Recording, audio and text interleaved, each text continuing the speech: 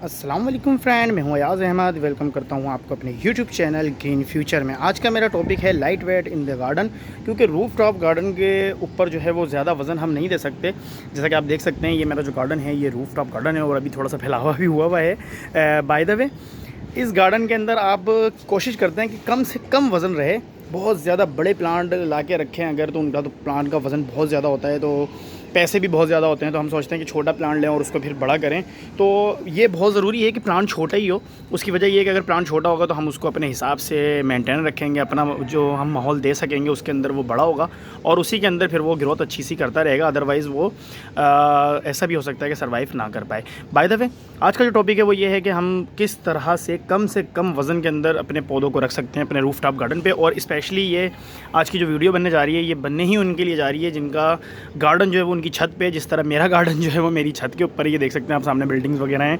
तो छत के ऊपर मेंटेन रखना बहुत ही मुश्किल हो जाता है प्लांट्स को। तो उसके लिए कम से कम वज़न में किस तरह हम उसको मैनेज कर सकते हैं, उसके ऊपर आज मेरी ये वीडियो है और इंशाल्लाह आपको पसंद आएगी। अगर पसंद आया तो काइंडली इसको लाइक करें और चैनल को सब्सक्राइब करें और वीडियो को शेयर भी करें। बाय द वे, ये आपके सामने जो प्लांट दिख रहे हैं ये चाइना फार्म है। तो चाइना फार्म के अंदर सबसे पहले तो ये समझें कि प्लांट कौन सा सबसे ज़्यादा जो है वो वज़नी होता है। तो वज़नी प्लांट की जब बात आती है तो सबसे ज़्यादा वज़नी प्लांट, जो कि छोटा सा हो या बड़ा हो वो वज़नी ज़्यादा होगा, वो पाम है। पाम किसी भी पाम की फैमिली के अंदर कोई भी पौधा आप लेंगे तो वो वज़न ज़्यादा रखेगा। उसकी वजह ये है कि उसकी प्लांट के पत्तों की जो है वो वेट बहुत ज़्यादा है, जबकि और किसी प्लांट के, ये देख रहे हैं आप, ये भी पाम है, फिजीफेन फार्म है ये। तो इसके अंदर भी आप अंदाज़ा कर सकते हैं कि इसका एक एक पत्ता ही बहुत वज़नी होता है। चाइना पाम का एक एक पत्ता ही जो है वो अपने आप में वज़न रखता है। और फिर जब इसकी ब्रांच जो है वो एक सिंगल ब्रांच होती है, मगर जब वो ऊपर जाती है और वो मोटी होते जाती है तो फिर वो मज़ीद अपना वज़न बढ़ाते जाती है, जिसकी वजह से पाम का वज़न जो है वो सबसे ज़्यादा वज़न समझा जाता है पौधों के अंदर। नंबर एक। नंबर दो ये कि जब आप इस पाम को, मतलब पाम जो है वो आपके गार्डन की एक तरीके की समझ लें सबसे बेस्ट ब्यूटी के अंदर जो है वो पाम शामिल होगा, क्योंकि पाम जो है उसके पत्ते बगैर फ्लावर के ही बहुत ही लश लग रहे होते हैं, जिसकी वजह से खूबसूरती जो है वो बहुत ज़्यादा बढ़ जाती है आपके गार्डन की। आप कोई से भी पाम रखेंगे तो उसकी खूबसूरती बहुत ज़्यादा। तो रिसेंटली मैंने वीडियो बनाई थी अरीका पाम पे, तो वो भी मैं आपको दिखा देता हूँ। वो यहाँ रखे हुए हैं, देख रहे हैं आप। अरीका पाम बिल्कुल अलग ही लुक देगा, मलेशिया पाम बिल्कुल अलग लुक देगा, कंगी पाम अलग लुक देगा और इसी तरह फिजीफेन पाम अलग लुक देगा। तो पाम जो है वो बहुत ज़्यादा प्यारे लगते हैं गार्डन में रखे हुए। इसके अलावा भी प्लांट्स खूबसूरत होते हैं, सारे ही प्लांट खूबसूरत हैं। देखें कितने प्लांट्स हमारे पास हैं। यूफोरबिया की अपनी खूबसूरती है, पपीता की अपनी खूबसूरती है, फिर ये पाम रखा हुआ है पीछे, फिर ये फ़ाइकस लगे हुए हैं, इनकी अपनी खूबसूरती है। मगर पाम ज़्यादा ही खूबसूरत दिखते हैं देखने पर। बाय द वे, अब बात कर लेते हैं कि इसका वेट कैसे कम करा जाएगा। तो अब ये जो गमला है, पहले मैं 1 मिनट कैमरा सेट कर देता हूँ, फिर थोड़ी सी आपसे बात करते हैं। अब ये जो इसका गमला है, ये गमला इसका 8 इंच का है, मगर 8 इंच का गमला भी इतना वज़नी है ये, ओ माय गॉड, तकरीबन ये 5 किलो से पार है। 8 इंच का गमला 5 किलो से पार है, इसका मतलब है अगर ये 12 इंच में लगा हुआ होगा। मिट्टी का बहुत ज़्यादा वज़न है, प्लांट तो वज़नी है ही, मिट्टी का बहुत ज़्यादा वज़न मिट्टी का है, फिर उसके बाद गमले का, फिर उसके बाद प्लांट का। प्लांट को हम 3rd नंबर पे रखते हैं। तो हमें क्या करना होगा, अल्टरनेट कुछ करना होगा। प्लांट हमने यही रखना होगा ज़ाहिर है, क्योंकि हमारा शौक़ है कि हम अपने गार्डन के अंदर अच्छे से अच्छे प्लांट ला के रखें, जिसमें से पाम जो है वो मैं पहले नंबर पे समझता हूँ। बाय द वे, अब दूसरे नंबर पे हमने गमला रखा है, तो हमें 2 चीज़ें चेंज करनी होंगी। इसका मतलब ये है कि एक हमने मिट्टी चेंज करनी होगी, दूसरा हमें पॉट चेंज करना होगा। तो पॉट का रद्दो बदल तो हम ईज़िली एक प्लास्टिक पॉट ले लेते हैं, ये देखें, और ये उससे बड़ा भी है।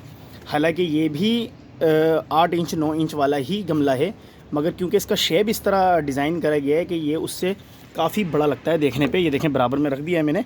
अब आप अगर इसकी हाइट देखेंगे तो वही है, मगर इसकी वेथ जो होगी, चौड़ाई जो होगी, वो थोड़ी सी इंक्रीज़ नज़र आती है। बाय द वे, तो अब इसका वज़न अगर हम मैनेज करते हैं तो इसका वज़न तो कुछ भी नहीं है। ये शायद 100 ग्राम का एक पॉट है और उससे ज़्यादा खूबसूरत है देखने पर, जिसकी कॉस्ट जो है वो सिर्फ 100 रुपीज़ है। बाय द वे, ये तकरीबन 50 रुपये का होगा, मतलब उससे आधी कीमत में ये आ रहा है। मगर इसका वेट है, इसका वेट इतना ज़्यादा नहीं होगा, ये बहुत ज़्यादा होगा तो आधा किलो का गमला होगा। मिट्टी का वज़न सबसे ज़्यादा है, तो सबसे पहले जो हमें रिमूव करना है, क्योंकि हमारे पास ये आ चुका है, तो हम इसके बदले में ये गमला रिमूव कर देंगे। और रही बात मिट्टी, क्योंकि मिट्टी का भी बहुत वज़न है, तो मिट्टी के लिए हमने जो मेथड बनाना है वो मैं दिखा देता हूँ आपको कि वो क्या होगा। तो यहाँ पर मैंने 3 चीज़ें रखी हैं। सबसे पहले तो हमारी वही गार्डन सॉइल आ गई। उसके बाद हमारे पास ये जो है, ये हमारे पास स्वीट वेस्टेज है, समझ लें जो गन्ना होता है जिसका रस बिकता है, और उसके बाद जो वेस्टेज निकलती है, गन्ने की जो वेस्टेज होती है, जो छिलके होते हैं गन्ने के, सूखे हुए गन्ने के, जूस निकाल लेने के बाद ये उसकी बनाई हुई एक तरीके की कंपोज़ है। एक होती है लीफ कंपोज़ जो लीफ से, वेजिटेबल्स से बनाई जाती है। एक होती है स्वीट कंपोज़ जो कि गन्ने से बनाई जाती है। मुझे सही से नाम नहीं पता कि उसको क्या बोलते हैं, मगर गन्ने से बनाई गई होती है वो। और इस तरह की देख सकते हैं आप, नज़र आ रही है ये। और उसके बाद ये जो है हमारी ओजड़ी की खाद है, इसको भी हम यूज़ करेंगे। तो ये 3 चीज़ें हैं जिनको हमने यूज़ करना है, और किस तरह यूज़ करना है वो मैं आपको बताता हूँ। तो सबसे पहले मैं कैमरा सेट करता हूँ और उसके बाद मैं इसको मिक्स करता हूँ सॉइल को, ताकि आपको अंदाज़ा हो कि सॉइल जो है वो लाइट वेट में किस तरह रहेगी। ओके, तो सॉइल को मिक्स करने के लिए इसका जो वेट है वो कुछ भी नहीं है। शायद इस पूरी परात के अंदर ये 100 ग्राम या 200 ग्राम होगी, इससे ज़्यादा नहीं है। इसका वज़न बिल्कुल ही ना होने के बराबर है, इसका कोई वज़न नहीं है। अगर आप ये कहेंगे कि ये इतना ही वज़न रखती होगी सारा, 100 ग्राम या 200 ग्राम, जिस तरह वो एक पोट जो है वो वज़न रख रहा है, क्योंकि ये भी तकरीबन 100-200 ग्राम का होगा, शायद इससे ज़्यादा नहीं होगा। इसी तरीके से ये जो हमारी कंपोज़ है ये भी इससे ज़्यादा वज़न नहीं रखती, इतना ही वज़न इसका होगा। और इसका जो यूज़ है वो हम बिल्कुल कम करेंगे। मैं आपको दिखा देता हूँ कितना कर रहे हैं हमने जस्ट इसको मिलाने के लिए थोड़ा सा ऊपर से डालना है, बस इतना हमने डाल दिया। अब ये जो हमारे पास बची हुई है ये हम इसको ऊपर से डालेंगे, जिस तरह हम गोबर को या मतलब काऊ डंग को यूज़ करते हैं। अब बाल्टी में हमारे पास है मट्टी, सॉइल, तो अब इसको मैं डालता हूँ इसके अंदर। तो गार्डन सॉइल, ये नॉर्मल गार्डन सॉइल, इसमें कोई भी चीज़ मिक्स नहीं हुई हुई, मगर मैं पुरानी यूज़ कर रहा हूँ। अगर आपके पास नहीं है तो आप वो यूज़ करें, उसमें पानी शामिल नहीं होगा। ये थोड़ी सी गीली है, तो ये मैंने 2 ये वाले जो हैं वो डाल दिए हैं बेलचे भर के। बाय द वे अब इसको हम मिक्स कर लेते हैं थोड़ा। देखें आप, इसके वज़न से इस तरह अंदाज़ा लगा सकते हैं कि ये उड़ तक रही है। इतना कम इसका वेट है कि ये हवा से और मिलाने से जो है वो उड़ रही है। तो इसको थोड़ा सा हाथ लगाना पड़ेगा इसके अंदर, ताकि ये अच्छे से मिक्स हो जाए।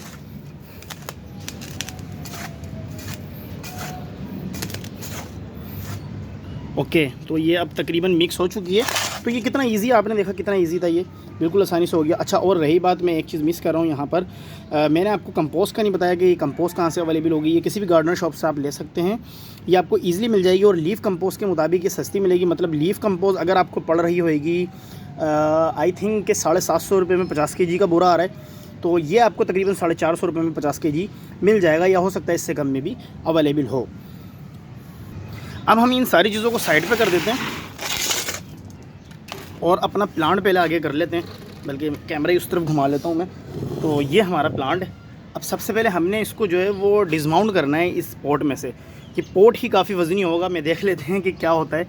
अभी इसको हम जो है वो कन्वर्ट करने की कोशिश कर रहे हैं। तो ये एक मैं परात ले आया हूँ और इसके अंदर मैं इसको कल्टी करूँगा ताकि कचरा ज़्यादा ना फैले। ओह माय गॉड, ये काफ़ी वज़नी है। शायद मैंने पहले दूसरा वाला उठाया था तो वो तो इतना वज़नी नहीं था, ये तो और ज़्यादा वज़नी लग रहा है। और इसको कल्टी करेंगे हम इस तरह। देखें, सबसे आसान तरीका यही है कि आप पॉट को उठाएं और इस तरीके से मारें और वो फ़ौरन गमला जो है वो निकल आएगा। अब इसके अंदर से हम मट्टी को कम करेंगे, और उसके लिए बेस्ट ये है कि आप ये देखें, इस तरह हम मट्टी इसमें से कम कर लेंगे। हम कोई चीज़ इसमें यूज़ नहीं करेंगे। अमूमन लोग फोर्स वगैरह यूज़ करते हैं इस तरीके से, तो उसकी रूट्स वगैरह भी डैमेज होती हैं उससे। तो हम इसके अंदर ये रिस्क नहीं ले रहे अभी। ओके, अब इसके अंदर आप देख सकते हैं कि मट्टी अभी भी अवेलेबल है इसमें, मगर इतनी मट्टी हम रखेंगे। थोड़ी सी और झाड़ लेते हैं, बस इतनी मट्टी अब हमने रखनी है। और अब जो हमारा सेकंड स्टेप है वो है गमला हमारा। तो हमने ये आ गया हमारा गमला, और ये आ गई हमारी सॉइल। तो सबसे पहले हमने जो, अब ये हमारी होममेड सॉइल हो गई एक तरीके की। सबसे पहले हमें ये अप्लाई करनी है।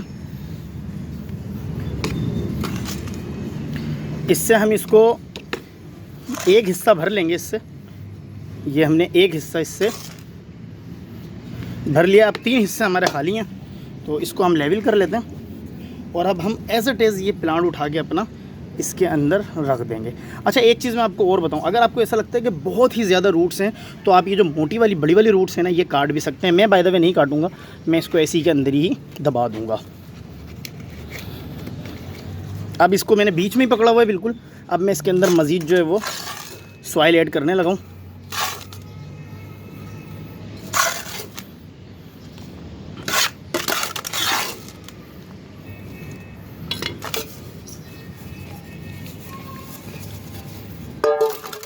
ओके, तो हमारा अंदाज़ा भी सही हो गया कि हमने जितनी सॉइल बनाई थी वो आई थिंक तकरीबन पूरी हो गई है इसमें।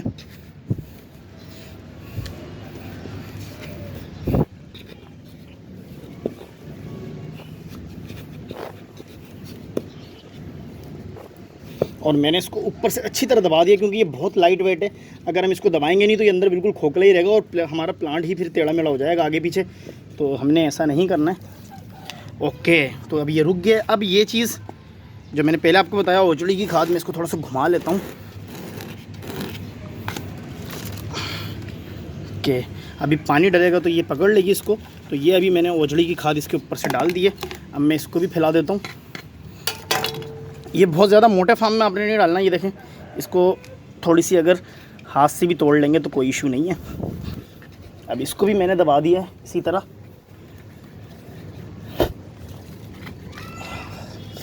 ओके, तो अब ये प्लांट हमारा रुक गया है और बिल्कुल जो है वो स्टेबल हो गया। मैं इसको उठा के देखता हूँ इसका कितना वज़न है। ओह माय गॉड, इसका वज़न आई थिंक सिर्फ अब इतना रह गया जितना इस गमले का वज़न था जिसमें से हमने इसको निकाला। ये गमला अगर मैं उठा रहा हूँ तो मुझे अंदाज़ा हो रहा है कि ये गमले का वज़न इतना था कि ओहो, जितना वज़न अब इस पूरे प्लांट का है हमारे। और ये जो मिट्टी थी एक्स्ट्रा, ये हमने निकाल के बाहर कर दी है। तो अब इसको हम देंगे पानी।